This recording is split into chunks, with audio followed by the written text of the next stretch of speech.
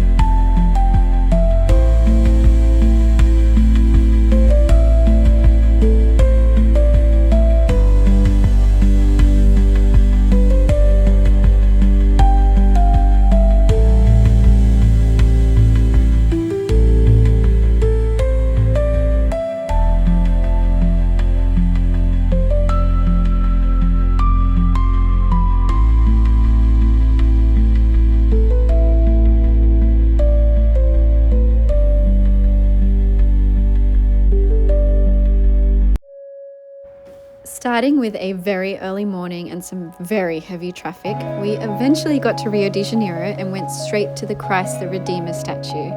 Arriving a little later than we hoped, it was still a very cool sight to visit. The journey to get up to the statue stood out to me because you have to either take a train up, get there early, or you could be waiting a few hours, or you get a van or driver to take you up a very steep and curvy incline to get to the ticket booth and souvenir shop. And then you get another van to take you up to the base of the statue.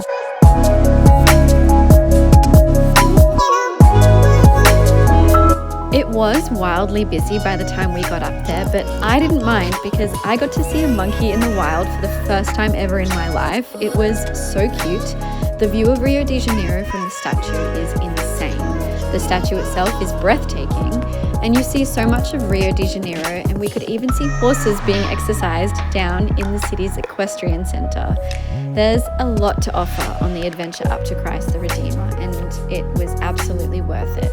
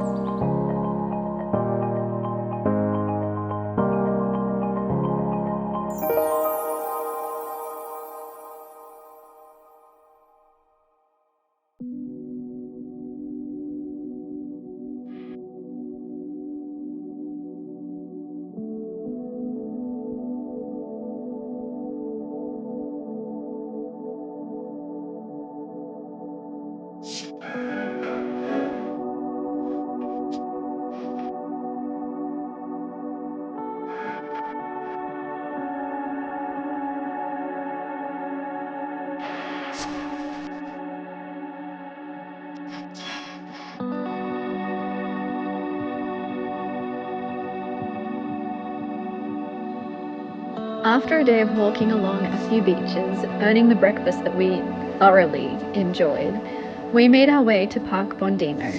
In English, this is known as Sugarloaf Mountain, and this is where you take cable cars up to two different mountains. It is one entry fee to access both mountains for the day, and there seems to be enough here to enjoy an entire day of exploring just Park Bondino itself.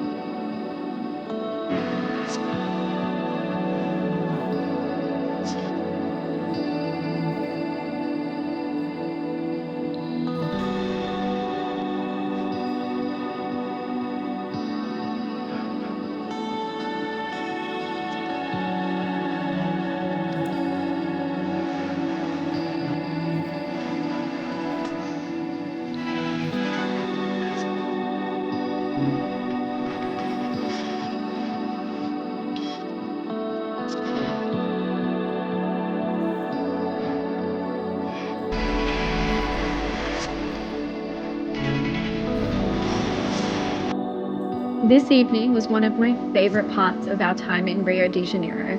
There are restaurants and souvenir shops up on both mountains, and some restaurants open as early as 8 a.m. So you can actually have breakfast up here. And then you can go about the entire day taking photos and exploring and looking at all the views and watching the sun just go over the day. And you can stay here to see the sunset. It was a great way to finish a very quick 2 days here. And I loved my time in Rio so much that it is definitely on my bucket list to come back, visit for a longer time, and explore more of the city's hidden gems and icons.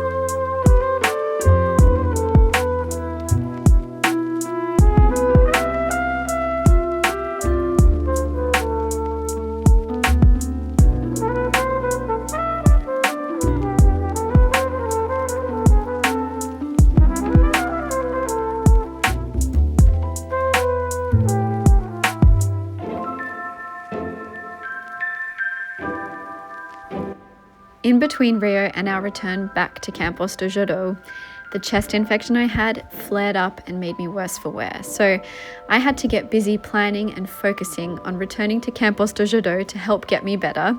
And it was a joy to return because we went straight to the vegan restaurant Alquimia, which I think is how you pronounce it, but I spent the money I should have spent on an attraction like the Ferris wheel or cable cars that the town offers on more of the food here at this restaurant.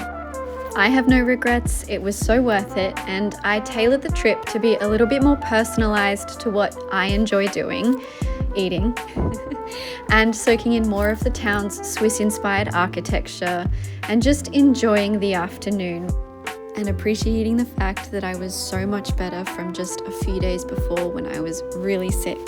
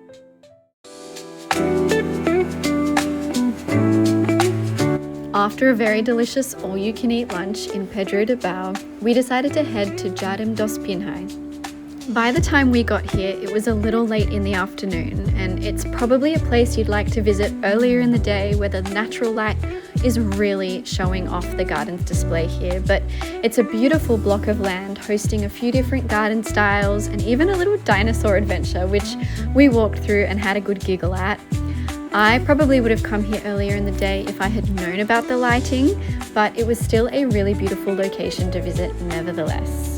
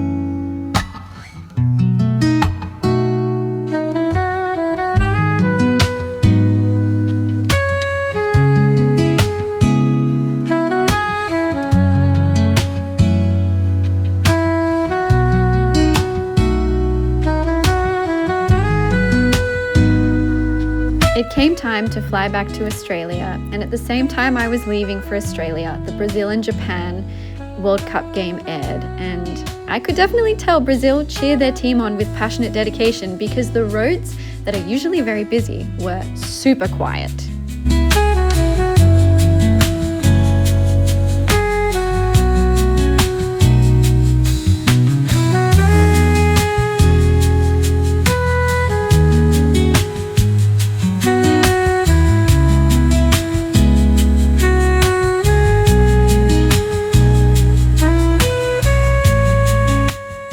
To pack my own snacks for the flight because it was incredibly hard to get into contact with this airline for multiple things that we needed to speak to them about, but especially with changing the dietary requests. So I chose some snacks that were fun, healthy-ish, and enjoyable to help make the trip feel like it was going smoothly and feel like I had energy.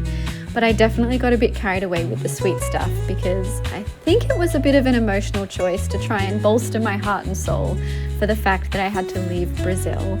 So on my flight from Chile to Australia, the flight attendant mentioned that there's been a few hiccups with the communication about dietary requests, and I told her not to worry, but she was so lovely and went to business class to find something for me.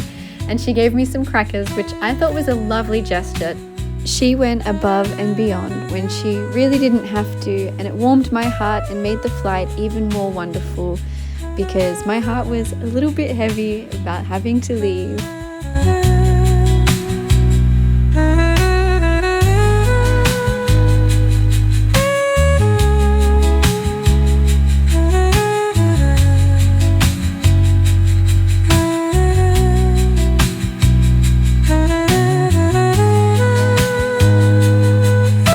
I landed a little bit nervous about whether my car would start after 4 weeks of being stationary, and it started. So I bought a Diet Coke and I treated myself to a salad. I went for a walk along the beach, I bought some yochi, and then I found my accommodation, set myself up for an early night so that I could combat the jet lag.